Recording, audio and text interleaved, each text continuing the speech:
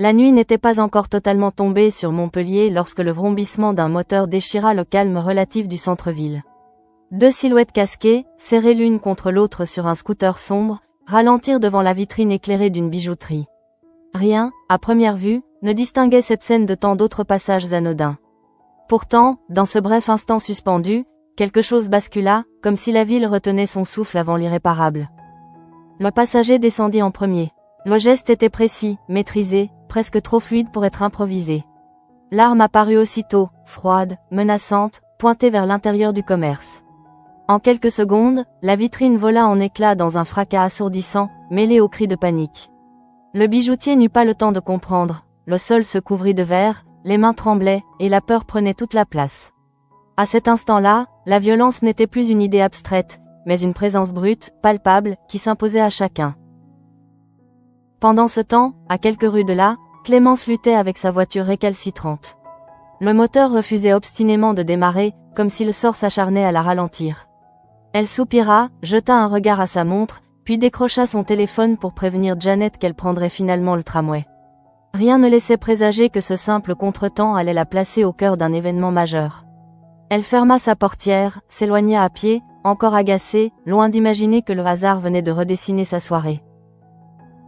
Lorsqu'elle arriva à proximité de la bijouterie, le chaos venait d'exploser. Les cris, la foule figée, l'écho du verre brisé, tout se mélangeait dans une confusion brutale. Clémence s'arrêta net, le cœur battant, saisie par une peur instinctive. Elle vit alors les deux hommes surgir, remonter précipitamment sur le scooter. Sans réfléchir, guidée par une lucidité presque irréelle, elle sortit son téléphone et prit plusieurs photos. Les gestes étaient rapides, nerveux, mais précis. Les visages masqués, le véhicule, et surtout la plaque d'immatriculation. Quand le scooter disparut au coin de la rue, Clémence resta figée quelques secondes, consciente d'avoir été témoin de quelque chose de grave, d'irréversible. Elle appela aussitôt la police, la voix tremblante mais déterminée. Autour d'elle, des blessés étaient pris en charge, le bijoutier soutenu par des passants encore sous le choc. L'air semblait chargé d'une tension lourde, comme si la violence venait de contaminer l'espace. Clémence, elle, sentait déjà que ce qu'elle avait vu ne la quitterait pas de sitôt. Dans un autre quartier, Ève rentrait plus tard que prévu. Une réunion pour un voyage scolaire de 2 jours l'avait retenue, et la fatigue pesait sur ses épaules. Elle ignorait encore que la ville venait d'entrer dans une nouvelle phase de trouble, que les événements de la soirée allaient résonner bien au-delà de ce braquage. La normalité apparente de sa routine contrastait violemment avec ce qui se jouait ailleurs, soulignant à quel point tout pouvait basculer sans prévenir. L'appel d'Élise parvint à Manu peu après. Le ton était grave, sans détour, braquage en centre-ville, plusieurs blessés. Il n'y eut pas besoin de plus d'explications. En quelques minutes, ils se retrouvèrent sur les lieux, accueillis par les gyrophares et l'agitation fébrile des secours. Manu parcourut la scène du regard, analysant déjà les détails, conscient que ce type de violence n'était jamais isolé. Chaque élément comptait, chaque témoignage pouvait faire la différence. Clémence fut interrogée rapidement. Malgré le choc, elle expliqua ce qu'elle avait vu, montra les photos qu'elle avait prises. La plaque était lisible. Un scooter volé, confirma Élise après vérification. Ce n'était pas un coup isolé, c'était le 4e braquage de bijouterie en 4 mois. Baker, informé dans la foulée, fronça les sourcils. Pour lui, le schéma devenait trop évident pour être ignoré. Il fallait désormais faire des rapprochements entre les différents commissariats, comprendre qui tirait réellement les ficelles. Pendant que la police se mobilisait, ailleurs, des tensions plus silencieuses se jouaient. Florent tenta d'apaiser les choses avec Cécile en lui proposant un dîner. Le geste se voulait rassurant, presque banal, mais la réponse de Cécile fut distante, elle rentrerait tard. Derrière cette excuse se cachait une inquiétude plus profonde, un malaise qu'elle n'arrivait plus à dissimuler. Elle se confia à Margot, mettant des mots sur un ressenti diffus. Florent lui semblait fuyant, ailleurs. Et au fond d'elle, une pensée insistante revenait sans cesse, Claire. À ce moment-là, Claire, justement, portait un poids bien plus lourd que celui d'un simple doute sentimental. Le lendemain, elle devait passer devant le procureur avec Victor. La perspective d'une peine de prison, 3 ans, 45 000 € d'amende, la hantait.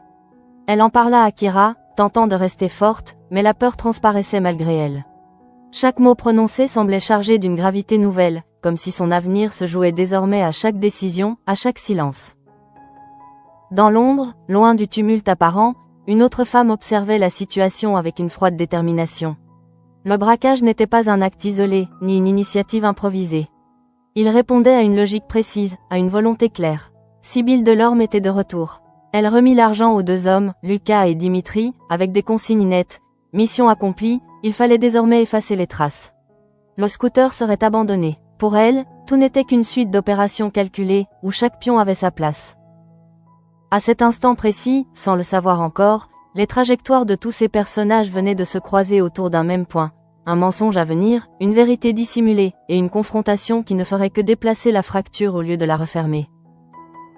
La ville semblait avoir retrouvé une apparence de calme après l'agitation du braquage, mais cette tranquillité n'était qu'une façade. Dans les couloirs du commissariat, l'atmosphère restait lourde, saturée de questions sans réponse et d'urgences à peine contenues. Élise faisait défiler les images récupérées, repassant encore et encore les photos prises par Clémence.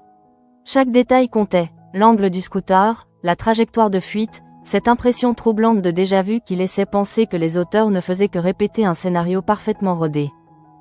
Manu, de son côté, ne parvenait pas à se défaire d'un malaise persistant.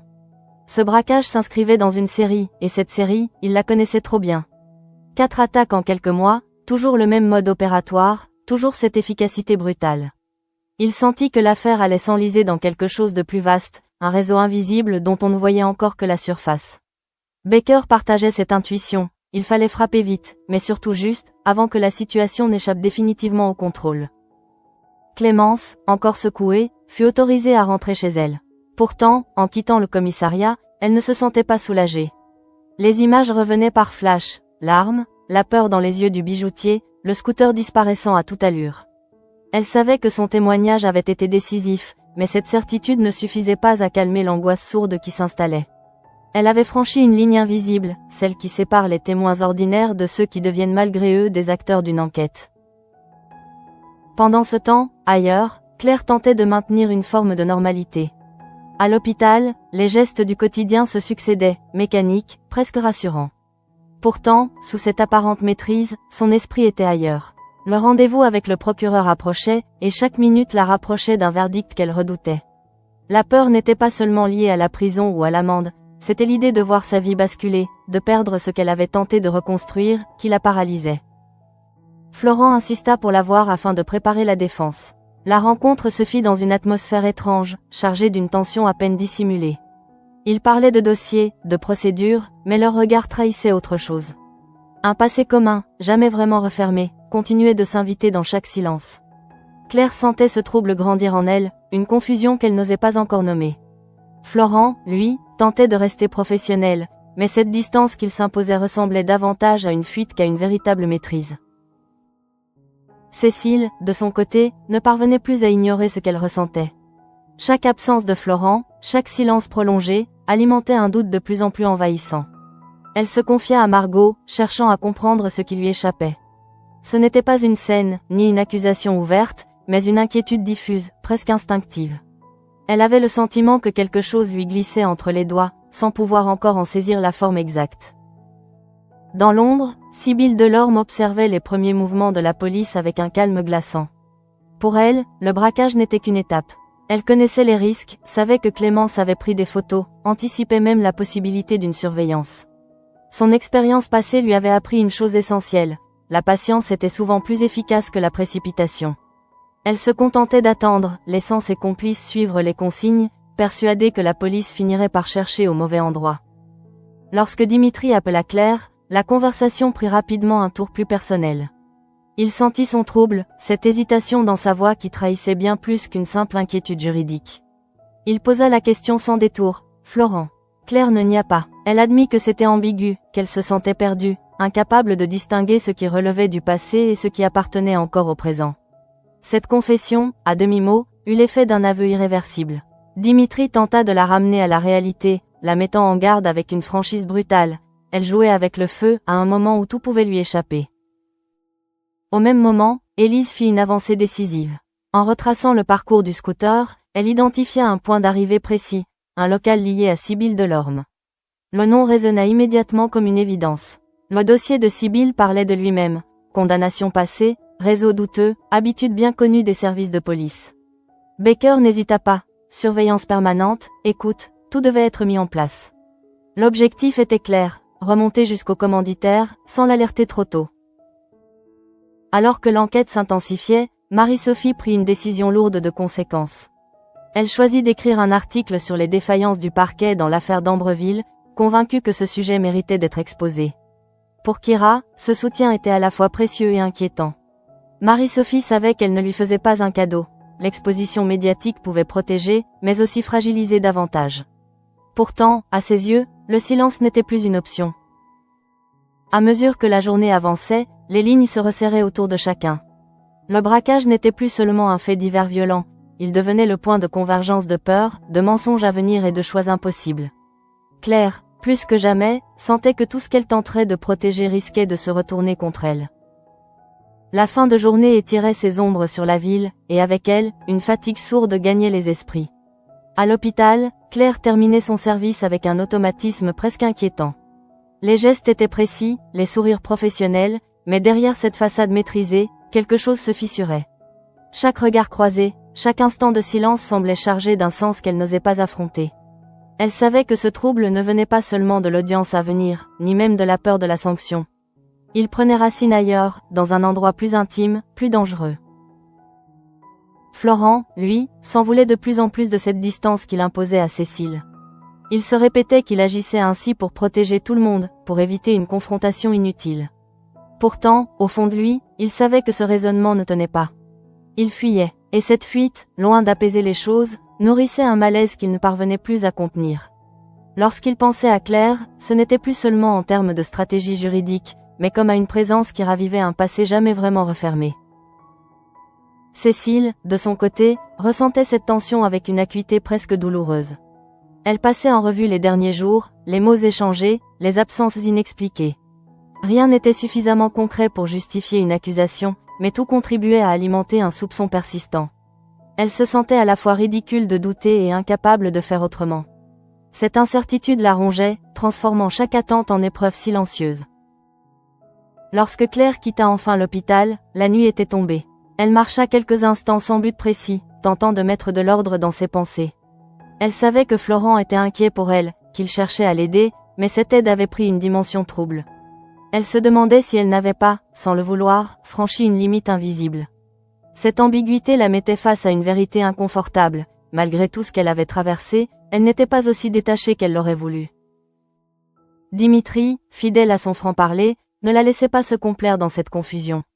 Lorsqu'il la rappela, son ton était direct, presque brutal. Il lui rappela que le moment était mal choisi pour se perdre dans des sentiments flous, que chaque faux pas pouvait avoir des conséquences irréversibles. Ces mots résonnèrent longtemps après la fin de l'appel. Claire savait qu'il avait raison, mais cette lucidité n'effaçait pas ce qu'elle ressentait. Au commissariat, la surveillance autour de Sibylle Delorme se mettait en place.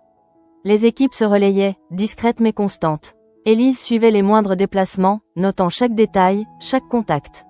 Sibylle, de son côté, semblait presque indifférente à cette présence invisible. Elle poursuivait ses activités avec un calme déroutant, comme si elle avait intégré depuis longtemps l'idée d'être observée. Cette assurance inquiétait Élise plus que tout, elle donnait l'impression que Sibylle gardait toujours une longueur d'avance. Baker insistait sur la prudence. Il ne s'agissait pas seulement de l'arrêter, mais de comprendre l'ensemble du réseau. Chaque décision devait être pesée, chaque intervention retardée jusqu'au moment opportun.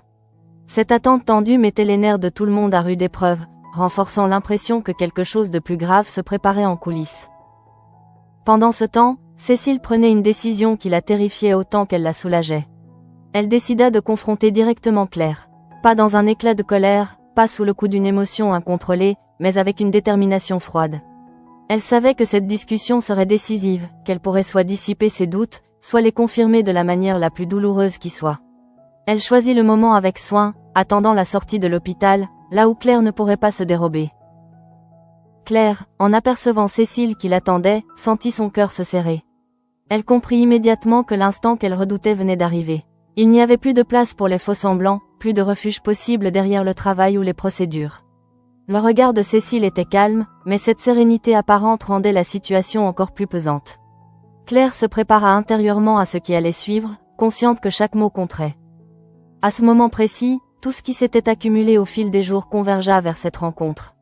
Les non-dits, les regards évités, les inquiétudes muettes. Claire savait qu'elle détenait une vérité capable de tout faire basculer. Et pourtant, alors qu'elle s'approchait de Cécile, une autre pensée s'imposa à elle avec une force implacable.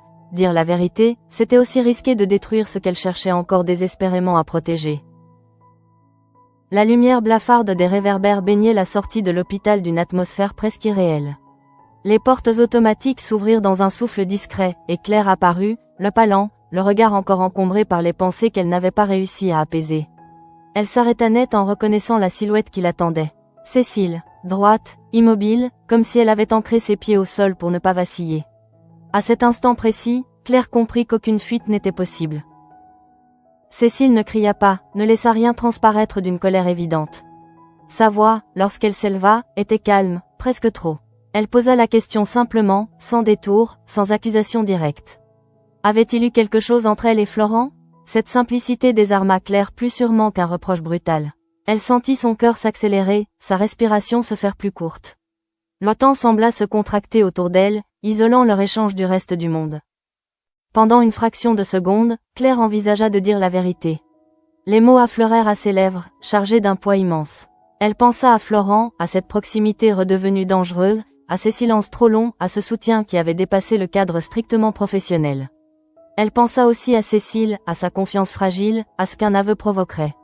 Cette vérité-là n'aurait pas seulement blessé, elle aurait tout bouleversé. Alors Claire choisit une autre voie. Une voie qu'elle justifia aussitôt comme une protection, presque comme un devoir. Elle affirma que Florent avait simplement été là pour la soutenir, rien de plus. Elle parla de respect, de la place qu'ils occupaient l'un pour l'autre en tant que parents, de cette estime indéfectible qui survivait aux séparations. Chaque phrase était soigneusement construite, pensée pour rassurer, pour fermer la porte aux soupçons. Derrière ce discours maîtrisé, une culpabilité sourde commençait pourtant à s'installer. Cécile l'écoutait attentivement, scrutant chaque intonation, chaque hésitation. Elle voulait croire ce qu'elle entendait, s'accrocher à ses mots comme à une bouée. Mais quelque chose résistait en elle. Une intuition persistante lui soufflait que tout n'était pas dit. Pourtant, elle choisit de ne pas insister. Peut-être par peur de ce qu'elle découvrirait, peut-être par lassitude. Elle hocha la tête, acceptant cette version des faits, au moins en apparence. Le silence qui suivit fut lourd, chargé d'une tension non résolue. Claire sentit le mensonge s'ancrer en elle, comme une pierre qu'on laisse tomber au fond d'un puits. Elle venait de franchir une limite invisible, consciente que ce choix aurait des conséquences. Elle avait protégé Florent, oui, mais à quel prix? Cette question la hantait déjà, bien avant qu'elle n'ose y répondre. Cécile finit par se détourner, prétextant la fatigue, la nécessité de rentrer. Elle laissa Claire seule sous les lumières froides, avec ce sentiment étrange d'avoir gagné du temps sans avoir réellement apaisé quoi que ce soit. En s'éloignant, Cécile se répétait que la confiance était un acte volontaire, un pari parfois risqué. Elle avait choisi de croire, mais ce choix la rendait vulnérable. Claire resta quelques instants immobile, incapable de bouger. Le mensonge qu'elle venait de prononcer résonnait encore dans sa tête. Elle se disait qu'elle n'avait pas eu le choix, que la situation l'exigeait. Pourtant, une autre vérité s'imposait peu à peu. Ce n'était pas seulement pour protéger Florent qu'elle avait menti, mais aussi pour se protéger elle-même, pour éviter d'affronter ce qu'elle ressentait réellement. Au même moment, Florent, ignorant toute cette confrontation, tentait de joindre Cécile. L'appel resta sans réponse. Ce silence involontaire venait s'ajouter à la distance qu'il avait lui-même créée. Il sentit une inquiétude diffuse l'envahir, sans encore en comprendre la source. Quelque chose se jouait sans lui, et cette idée le déstabilisait plus qu'il ne voulait l'admettre. Pendant que les émotions s'entrechoquaient dans l'intimité de ces relations fragiles, la surveillance autour de Sibylle Delorme se poursuivait. Les équipes notaient chaque mouvement, chaque appel, conscients que la moindre erreur pouvait compromettre des semaines de travail. Sibylle, elle, continuait de jouer son rôle avec une assurance troublante, comme si elle anticipait déjà les prochains coups. Cette dualité entre la violence ouverte du braquage et la discrétion calculée de ses commanditaires dessinait un contraste inquiétant. La nuit avançait, et avec elle, la certitude que rien n'était réellement réglé. Le mensonge de Claire avait repoussé l'explosion, mais il avait aussi semé une graine dangereuse. Une graine appelée à grandir dans l'ombre, nourrie par les non-dits, les regards évités et les peurs accumulées. Ce qui semblait être une fin n'était en réalité qu'un commencement plus insidieux. Le lendemain s'ouvrit sur une tension à peine voilée au commissariat. Les écrans diffusaient en continu les flux de surveillance, et chaque sonnerie de téléphone semblait annoncer un tournant possible. Élise, concentrée, compilait les données, reliant les horaires, les déplacements, les contacts. Le nom de Sibylle Delorme revenait avec une régularité obsédante, comme une signature laissée volontairement en filigrane. Rien n'était assez évident pour déclencher une arrestation immédiate, mais tout indiquait une organisation méthodique, patiente, sûre d'elle. Baker insista sur la discrétion absolue. Il ne fallait surtout pas précipiter les choses. Le moindre faux pas risquait d'alerter Sibyl et de la pousser à disparaître, emportant avec elle des preuves encore invisibles. La surveillance 24 heures sur 24 s'intensifia, rythmée par des comptes rendus précis, presque cliniques. Chaque café partagé, chaque déplacement banal prenait soudain une dimension stratégique. Sibyl, justement, donnait l'impression de mener une vie ordinaire. Elle entrait et sortait de son local sans précipitation, échangeait quelques mots anodins, riait même parfois. Cette normalité affichée troublait les enquêteurs. Elle semblait maîtriser l'art de se fondre dans le décor, consciente que l'absence de nervosité était parfois la meilleure des protections. Pourtant, derrière cette façade, quelque chose se préparait. Les policiers le sentaient, sans pouvoir encore le prouver. Élise remarqua une série d'appels courts, espacés, toujours aux mêmes heures. Des conversations trop brèves pour être innocentes. Elle les nota, patiemment, consciente que ces détails pourraient devenir décisifs. Manu, lui, se laissait moins facilement convaincre par l'apparente tranquillité de Sibyl. Il avait appris, au fil des années, que ce type de calme était souvent le prélude à un mouvement plus ample, plus dangereux. Pendant ce temps, Claire tentait de reprendre pied dans un quotidien qui lui échappait de plus en plus. Le mensonge prononcé la veille pesait lourdement sur ses épaules. Elle revivait sans cesse la scène avec Cécile, se demandant si elle avait été crédible, si un mot de trop avait trahi sa nervosité. Cette inquiétude permanente se mêlait à l'angoisse de l'audience à venir, créant une fatigue mentale presque insupportable. Elle reçut un message de Florent, bref, presque neutre. Il voulait s'assurer qu'elle allait bien, parler de la suite de la défense. Claire hésita avant de répondre. Chaque échange, désormais, lui semblait chargé d'un sous-entendu qu'elle ne maîtrisait plus. Elle choisit des mots prudents, distants, cherchant à maintenir une frontière qu'elle avait elle-même contribué à brouiller. Cette retenue lui donnait l'illusion de reprendre le contrôle, sans effacer pour autant le trouble sous-jacent. Cécile, de son côté, s'efforçait de se convaincre que la discussion de la veille avait clos le sujet. Elle se répétait que Claire n'avait aucune raison de lui mentir, que Florent l'aimait, que ses doutes n'étaient que le produit d'une accumulation de stress. Pourtant, chaque silence de Florent ravivait une inquiétude qu'elle tentait de refouler. Elle se sentait prise au piège d'un équilibre fragile, dépendant d'une confiance qu'elle devait sans cesse renouveler. Au commissariat, un nouveau rapport confirma que le scooter utilisé lors du braquage avait été volontairement abandonné dans une zone peu surveillée. Cette découverte renforça l'hypothèse d'une organisation expérimentée. Baker prit la parole devant l'équipe, rappelant que leur objectif n'était pas seulement d'arrêter des exécutants, mais de remonter à la source. Sibyl était un maillon central, mais elle n'agissait probablement pas seule. Cette perspective élargissait encore le champ de l'enquête. Élise proposa de resserrer la surveillance, de provoquer une légère pression, suffisamment subtile pour observer les réactions de Sibyl sans l'alerter frontalement. L'idée fut accueillie avec prudence. Il fallait doser chaque action, comme dans une partie d'échecs où le moindre mouvement révélait les intentions de l'adversaire. L'attente devenait presque insoutenable, mais personne ne voulait être celui qui ferait tout basculer trop tôt. La journée avançait, et avec elle, la certitude que les fils de cette affaire se resserraient lentement. Le braquage n'était plus un simple acte isolé, il devenait le révélateur d'un réseau plus large, d'une mécanique implacable. Et tandis que la police affinait sa stratégie, Claire ressentait, sans en connaître la cause exacte, cette impression oppressante d'être entraînée malgré elle dans un engrenage qui dépassait largement ses propres choix. Claire dormit très peu cette nuit-là. Le sommeil vint par fragments, haché par des images qui revenaient sans cesse, le regard calme presque glacial de Cécile, le ton maîtrisé de sa propre voix lorsqu'elle avait menti, et surtout le silence qui avait suivi, lourd, oppressant, interminable. Au réveil, ce ne fut pas la peur qui domina, mais une fatigue profonde, comme si elle s'était elle-même privée d'un reste de sérénité déjà fragile. La matinée s'écoula dans une étrange sensation de flottement. Claire s'accrochait aux gestes routiniers, mais chacun d'eux semblait désormais chargé d'un poids invisible. Elle comprenait peu à peu que le mensonge ne s'arrêtait pas au moment où il était prononcé, il continuait d'exister, de se glisser dans chaque pensée, chaque décision. Elle mesurait désormais ses mots, ses attitudes, consciente qu'un détail infime pouvait suffire à fissurer la façade qu'elle tentait de maintenir. Florent, de son côté, ressentait nettement ce changement. Les messages de Claire étaient devenus plus courts, plus neutres, dépourvus de ces silences implicites où l'émotion s'immisçait autrefois. Cette distance le déstabilisait. Il se demandait s'il n'avait pas dépassé une limite dans son soutien, ou si, au contraire, son propre éloignement vis-à-vis de Cécile avait créé un vide que Claire cherchait désormais à éviter. Pris entre le besoin de se protéger et l'impossibilité de se détacher complètement, il oscillait sans trouver d'équilibre. Cécile, quant à elle, comprenait que la confiance n'était pas un choix définitif, mais un effort constant. Elle avait décidé de croire Claire, mais ce choix exigeait désormais une vigilance qu'elle n'avait jamais souhaitée. Chaque geste de Florent était observé avec une attention nouvelle, non par jalousie éclatante, mais par une inquiétude silencieuse. Elle détestait ce sentiment, cette impression de devoir se méfier là où elle voulait simplement aimer. À l'hôpital, Claire surprenait parfois des regards qui s'attardaient plus longtemps que d'habitude, comme si son trouble intérieur se reflétait malgré elle. Elle se répétait que personne ne savait, que tout restait sous contrôle. Mais cette certitude apparente ne faisait que souligner la fragilité de l'équilibre qu'elle avait instauré. Un mensonge, même prononcé pour protéger, demeurait une rupture. Dans un rare moment de solitude, Claire s'interrogea sur ce qui se passerait si Cécile cessait de la croire. Pas une explosion, pas une scène, mais un éloignement progressif, un froid irréversible.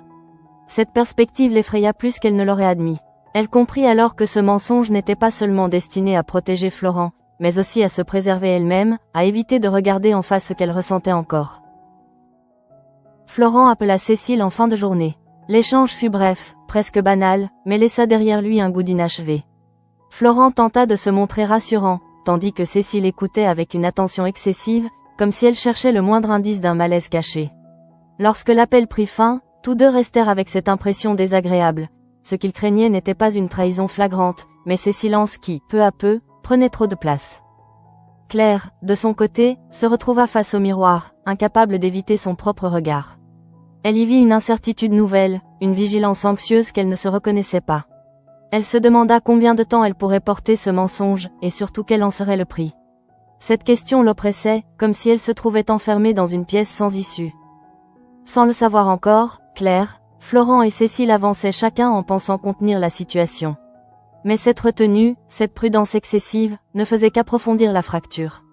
Leur silence, leurs hésitations, préparaient un moment où plus aucun évitement ne serait possible, et où la vérité, d'une manière ou d'une autre, finirait par réclamer sa place. La tension au commissariat devint presque palpable au fil des heures. Les rapports s'empilaient, les écrans diffusaient des images de surveillance devenues familières, et pourtant, rien n'était encore suffisamment solide pour déclencher l'intervention décisive. Élise sentait cette impatience collective gagner les équipes, ce besoin presque physique de passer à l'action. Mais Baker restait inflexible, il fallait attendre, observer encore, laisser Sibylle commettre l'erreur qui permettrait de remonter plus haut. Sibylle, justement, continuait de se mouvoir avec une assurance troublante. Elle savait qu'elle était observée, ou du moins elle le soupçonnait, mais cette conscience ne modifiait pas son comportement. Au contraire, elle semblait jouer avec les limites, multipliant les allers-retours inutiles, les rencontres anodines, comme pour brouiller les pistes. Chaque geste était calculé, chaque sourire maîtrisé. Pour les enquêteurs, cette sérénité apparente était le signe le plus inquiétant. Sibylle n'avait pas peur, parce qu'elle ne se sentait pas encore en danger. Élise remarqua toutefois un détail nouveau. Un rendez-vous discret, trop bref pour être insignifiant, trop précis pour être fortuit. Elle le nota immédiatement, consciente que ces micro-événements constituaient souvent les prémices d'un basculement. Manu partageait ce sentiment. Il savait que la situation approchait d'un point critique, et que l'attente, aussi stratégique soit-elle, finissait par user les nerfs et accroître le risque d'erreur. Pendant ce temps, Claire se sentait de plus en plus étrangère à sa propre vie. Chaque interaction devenait un exercice de contrôle permanent. Elle surveillait son ton, ses réactions, comme si elle jouait un rôle qu'elle ne pouvait plus quitter.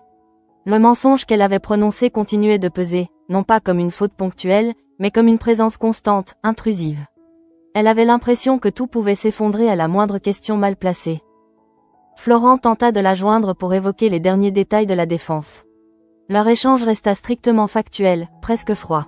Cette distance volontaire, censée protéger chacun, créait en réalité une tension nouvelle. Florent percevait clairement que quelque chose s'était déplacé entre eux, sans parvenir à identifier précisément ce qui avait changé. Il se demandait si cette retenue n'était pas, en elle-même, une forme de renoncement. Cécile, de son côté, se surprenait à analyser des détails qu'elle aurait autrefois ignorés. Une hésitation dans la voix de Florent, un regard fuyant, un message sans réponse immédiate. Rien de concret, rien de condamnable, mais suffisamment d'indices pour nourrir un malaise persistant. Elle s'efforçait de ne pas sombrer dans la suspicion, consciente que la méfiance pouvait devenir une prophétie autoréalisatrice. Pourtant, l'inquiétude s'installait, silencieuse, insidieuse. Au commissariat, Baker valida finalement une nouvelle étape, renforcer la pression autour de Sibylle, sans la confronter directement. Les écoutes révélèrent des échanges de plus en plus tendus, des conversations interrompues, des silences lourds de sens. Sibylle commençait à sentir que l'espace se réduisait. Elle restait maîtresse de ses émotions, mais cette vigilance accrue trahissait une nervosité nouvelle, presque imperceptible. Claire, ignorant ses avancées, se concentrait sur l'audience imminente. La perspective de se retrouver face au procureur ravivait toutes ses angoisses. Elle se demandait si son mensonge finirait par éclater au grand jour, non pas dans une scène spectaculaire, mais dans une succession de petites incohérences. Cette peur la poussait à se replier davantage, à réduire ses échanges au strict nécessaire, au risque de renforcer les soupçons qu'elle cherchait à éviter. Dans ce climat étouffant, chacun avançait avec la conviction de tenir encore la situation sous contrôle. Mais cette impression n'était qu'une illusion fragile. Les fils de l'enquête se rapprochaient de Sibylle, tandis que les liens entre Claire, Florent et Cécile se tendaient à l'extrême. Tout semblait converger vers un point unique, un instant où il ne serait plus possible de temporiser, ni pour la police, ni pour ceux qui tentaient de protéger leurs secrets. La nuit tomba une nouvelle fois sur Montpellier, lourde de promesses et de menaces. Ce qui avait commencé par un braquage prenait désormais la forme d'un engrenage implacable. Et chacun, à sa manière, sentait que le lendemain ne ressemblerait à aucun autre. L'aube se leva sur Montpellier avec une lumière crue, presque indifférente à la tension accumulée. Au commissariat, la nuit avait été longue. Les écoutes livraient enfin des fragments plus explicites, des échanges nerveux, hachés, où la maîtrise habituelle de Sibylle semblait se fissurer. Baker comprit que le moment approchait, pas encore l'arrestation, mais la certitude que le cercle se refermait. Sibylle n'avait plus autant de marge qu'elle le croyait. Élise observa les derniers rapports avec une concentration extrême. Chaque mot comptait désormais. Les déplacements de Sibylle devenaient plus erratiques, moins calculés. Cette nervosité nouvelle confirmait ce que la police pressentait depuis le début. Derrière le calme affiché, la pression finissait toujours par laisser des traces. L'enquête avançait, inexorablement, sans éclat spectaculaire, mais avec cette lenteur implacable qui annonçait une chute inévitable. Ailleurs, Claire se préparait à affronter une autre épreuve, plus intime, plus silencieuse. Le mensonge qu'elle avait prononcé ne lui apparaissait plus comme un simple moyen de protection, mais comme une décision qu'elle devait désormais assumer pleinement. Elle savait que la vérité n'avait pas disparu, elle avait seulement été repoussée, déplacée, enfouie sous des mots soigneusement choisis. Cette conscience l'accompagnait à chaque pas, comme une ombre impossible à semer. Florent, lui, tentait de maintenir un équilibre précaire. Il sentait que quelque chose s'était figé entre Claire et lui, une distance artificielle, presque douloureuse. Avec Cécile, les échanges se faisaient plus prudents, plus mesurés. Il avait l'impression de marcher sur une ligne fragile, convaincu que le moindre faux mouvement pourrait tout faire basculer. Cette retenue, loin de l'apaiser, accentuait son malaise. Cécile, de son côté, poursuivait son quotidien avec une application presque mécanique. Elle avait choisi de croire Claire, mais ce choix ne la libérait pas de ses doutes. Au contraire, il les transformait en une vigilance permanente, épuisante. Elle se répétait que la confiance était une décision, pas une certitude. Pourtant, au fond d'elle, une question persistait, sans jamais trouver de réponse définitive. Lorsque Claire et Cécile se retrouvèrent brièvement, l'échange fut cordial, presque banal. Aucun reproche, aucune tension ouverte. Mais cette normalité apparente sonnait faux. Claire sentit une distance nouvelle, subtile, mais bien réelle. Le mensonge avait rempli son rôle immédiat, éviter l'explosion. Il avait aussi laissé derrière lui un vide, une zone d'ombre où la sincérité n'avait plus vraiment sa place. Au commissariat, Baker annonça que la surveillance de Sibylle se poursuivrait sans relâche. Rien n'était encore terminé, mais une étape avait été franchie. L'enquête avait pris une direction claire, et les pièces du puzzle commençaient enfin à s'assembler. Ce n'était pas une victoire, plutôt la promesse d'un dénouement à venir, encore suspendu. La journée s'acheva sans arrestation spectaculaire, sans révélation fracassante. Et pourtant, tout avait changé.